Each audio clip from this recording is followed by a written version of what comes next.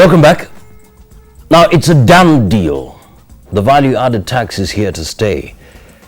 Treasury Cabinet Secretary Henry Rotich on Wednesday said the new VAT Act 2013, which imposes a 16% levy on commodities, will be implemented as it is and no more changes will be made to it. Of course, this defies calls from consumers and industry lobbies to exempt some basic goods from the list. The law took effect on Monday this week. It has pushed up the prices of commodities like processed milk, newspapers and maize flour. Of course, this is a major blow to consumers who are already confronted with high inflation rates. To tell us more about how we can handle the VAT Act and perhaps the way forward is Ephraim Kanake, who is the COFEK Consumer Federation of Kenya chairman. Thank you so much indeed for joining us here on the Power Breakfast Show. Perhaps just to begin with, how relevant are you, that is COFEK, in the Kenyan market? As COFEK, we are a very young organization. We are only 2 years, 3 years old, but we believe we are appropriately very relevant, timely, and with the Kenyan citizens together in this journey, we should be able to dialogue, debate, and have conversations around this area. We have already done our bit. We have met the strong 29-member financial committee just before the bill was read in Parliament, when they were seeking information about what the public views are. And COFEK made the position very clear that really touching the basic needy commodities for the families is very unfortunate. And we can see that they have gone right ahead to do exactly what we told them not to. Yeah. Absolutely. Of course, anytime you're talking about relevance, you also talk about impact. Yes. So you say you have relevance in the market, but what kind of impact do you have? The kind of impact we have is that we are able to rally behind us, the consumers, to really voice out our position. It's not the issue of the fact that somebody can use the positions they are in and just do what they want to do. But I believe that the consumers and the consumerism in this country has a voice.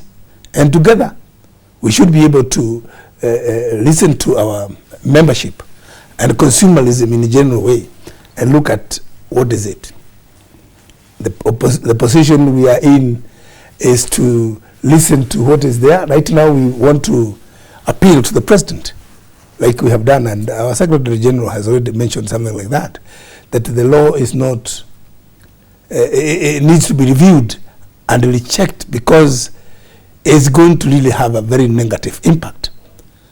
One of the reasons that we feel really is very unfortunate. To date, the schools have opened on Monday, and all the schools, those boarding schools and even day schools, they have to raise the fees because the food substances have all gone up. Not even, most of the boards are going to be called very fast next week to meet and review adjustments on fees. And there's no doubt about that, because most of the traders now have taken advantage. Even those products that were zero rated, including things like now, the beans, the dengos, and others, they will go up. So they're generally running all the schools. There are 1.5 million children in schools who need to eat, and there's nobody to feed. The parents have to come. They will have to have urgent meetings in schools, and they have to start feeding them. I don't seem to understand why you are dealing with the schools, because everybody needs to eat anyway. But it was just an example. Even before we go to the VAT, yes, I want to follow up the question Makazi was asking about your relevance and your significance. Yeah. Business people raise prices the way they want. I know you have said you are only 2 years old. Traders and retailers raise prices the way they want. we don't hear you saying anything. You are now talking because it's government. But commodity prices change every day. Well, I think that is very interesting because this has been happening. It is impunity in this country. We even listened to the KEPSA, private sector. They were really telling the civil society world and especially the consumer world, you should not talk about VAT. They were really just salvating, waiting for the bill to be passed because they knew they were going to make a kill out of Kenyans. Our position in this report, in the past we have gone to court. This time we can also go to court. We will give it a dialogue. Give an instance why you have succeeded. We have succeeded. COFEK has taken government to court, and one of the examples is the digital migration. Yes. We did take government to court, and it was actually suspended. Up to now, we had to sit down with the cabinet secretary and get it agreed, as the court ruled, that it will have to be given education as consumers. The price has to be reasonably acceptable to us, not 5,000 per that gadget. And we're also talking about the quality of the services. And that's not the only case. We have had several other cases where we have succeeded. And we have the ability to appeal to the president for this. We have been able to get direct access to in communication to the president's office in dealing with this issue. And I believe this one we are not going to leave it at that point. We'll deal with it. All right. Yeah. Why do you have to involve the president in this matter? It's a law passed by Parliament. The law has been passed by Parliament. Assented by the President. Assented, and we believe that there is need for us to really listen to the president, because that is the person who now can decide and probably ask the appropriate machinery to review it and look at it. Because now everybody else there has supported it. Are we not making our president a dictator? If institutions have done their job, there is separation of power. There is Parliament which has done whatever it does. That is the judiciary. That is the executive. Are we trying to make the president of? We're trying to devolve. We'll make our president more. Now we go back to him to say, do this. Can't things be done without the president? I believe that the buck stops with him when somebody sleeps hungry and cannot afford milk in the morning. That person would definitely have to. I remember this case of Egypt. Somebody could not afford food, and he was a graduate. He went in front of the State House and burnt himself. That was the starting of the chaos in Egypt. A very good example. And it just spread and escalated like bushfire. But I don't so you think see, that can happen here? Our consumers are not all that agitated. They are not. I don't think we need to underestimate our consumers. Our consumers cannot be underestimated. Maybe in the past it has happened. Yesterday there was some sporadic demonstrations around Tomboya Street. Yeah. They are not massive anything. And of course today there's nothing. Yeah, I agree with you. I agree with you. But COFEK had demonstrated before we went for the debate with the parliamentary committee. We had done a demonstration from a whole park all the way through the city to Treasury, and then we went to the law office. And we even stopped at the office of the president. And we had demonstrated a whole day. And I was in that group. And your demonstration came to naught. It came to naught because of impunity. You see now. And the fact that the devolution issue, this must be done. We must raise the 10 billion. We must, because parliamentarians, I believe, must have been promised a cut from this 10 billion, they had to pass it very quickly. They really listened to us and they said, it is true, you are very genuine. But I think there was a lot of pressure to pass that bill.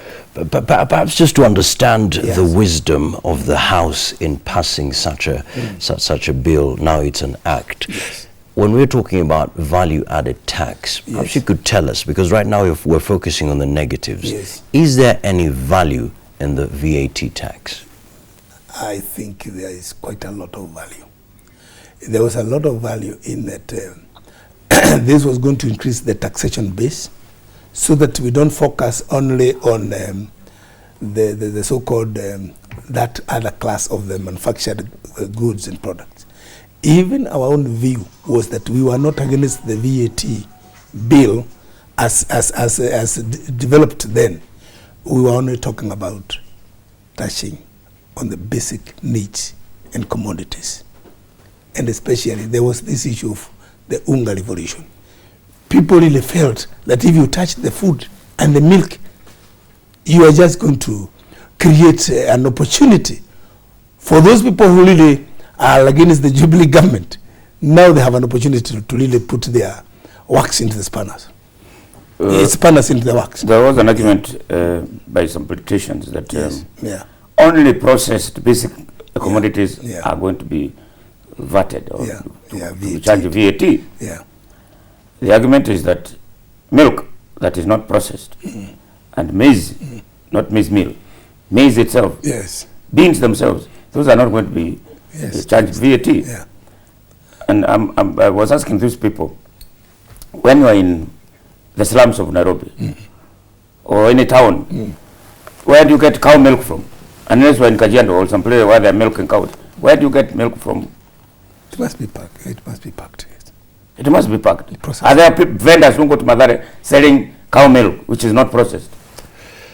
Well, I mean, I've had such as experiences in Kibera. Women would come very early in the morning. With milk? Yeah. And From buy at about 5 Yeah. shillings, Yeah. 10 shillings. Yeah. But then the question of, we know the negatives of the VAT Act as it is. Yeah.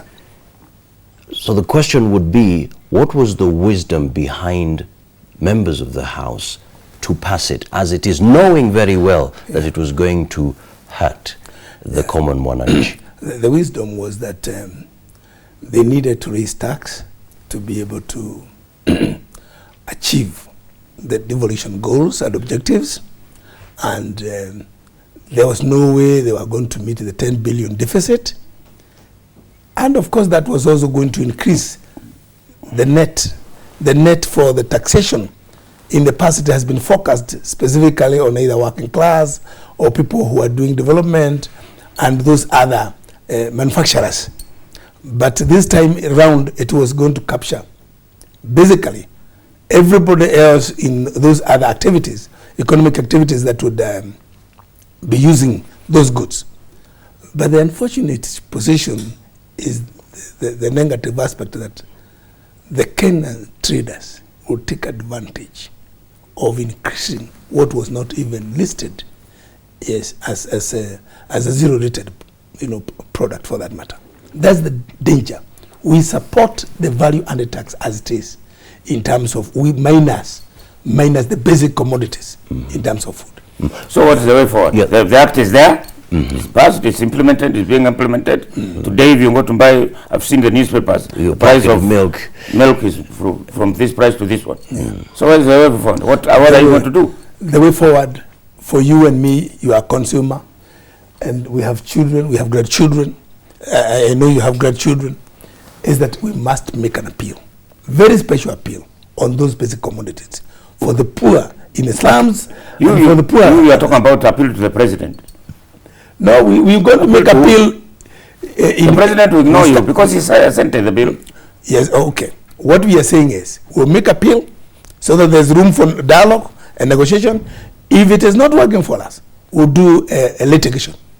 We'll deal with it from that dimension because that is the only opportunity left to us.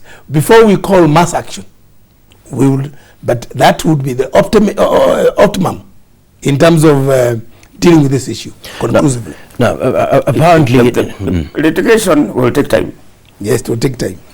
If you know our court systems, by that time people have suffered. Yes. Imagine from Monday to today, there are a lot of suffering. Yes. Now when you go to court, it will take another 1 year. Yes. And then you call mass action after people have been used to that price, or after people have died of hunger or malnutrition. So our position is that it doesn't seem to work. Our position is that mass action is our very last resort. Resolve. And it will be our resolve to do mass action. And I know we'll get the support from Kenyan consumers. But we need to give dialogue a chance, we need to give mediation a chance, and we need to listen to those conversations. But if you go as to they are, court, because if you go to court, yeah, usually you Yeah, but stop we- everything. yeah. Once you go to court, everything is stopped until the court process is over. That's why we believe nobody will blame us for the mass action. Yes, because we have given an opportunity to all those conversations that give a sober approach to this issue. Right. Apparently, Yeah. of course, you are focusing on Yeah. the negatives of the VAT Act. Yeah. There was an article written by Steve Biko on The Nation, and he was basically saying we need to uphold the Kenyan slogan, accept and move on. What do you think of that? Accept and move on. I mean, it's a reality. It's an Yeah, act. it's an act. The cabinet secretary said, Yeah. this is it, no No, changes. I would only give now the example of King Rehoboam when he took over from his father Solomon. The elders biblical went, story. yes, the elders went to him and asked him, "Are you going to reduce this tax?" They were concerned about the governance. Yeah. And the tax, he said, "Now, give me 3 days, come back." And they told him, if you agree to reduce this tax, because Solomon was very expensive. There were even refugees.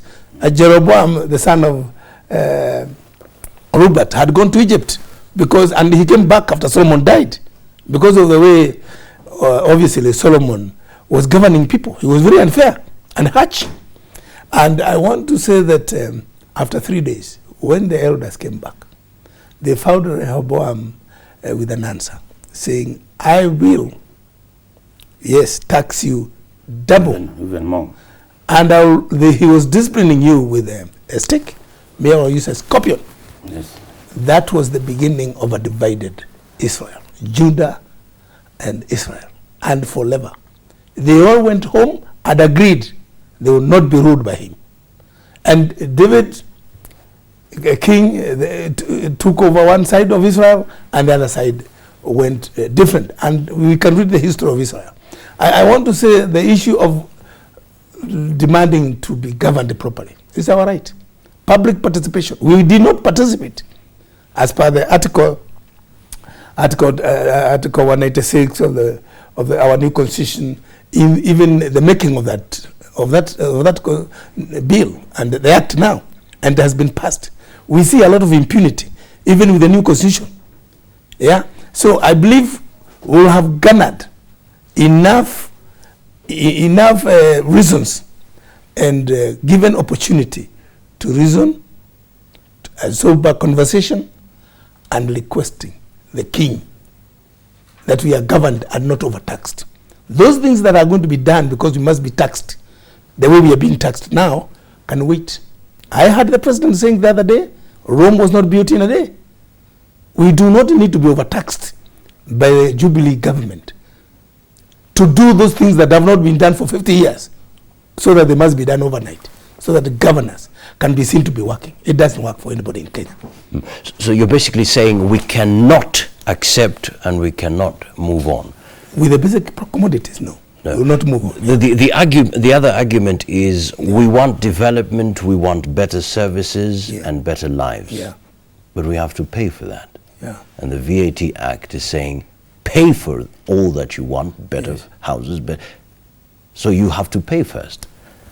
I want to disagree fully in that we want services. But we only want those services that are within our purview of affordability, not being overtaxed. Those countries that have got very interesting welfare, social support systems, like America, we have been with them here, and they have said there is the tendency for the society where those arrangements are very powerful for the people to ignore even working, even reading, even going to school, because there is support socially in Germany, and they have come here and said, no, it has not worked for our people. And I think we should learn from other countries that we do not have to overtax yourself just to create another dependent society, because we want to create, for example, now we have free maternity, but the children want to have milk because you can't afford it, but you have a free way of getting the children without struggling.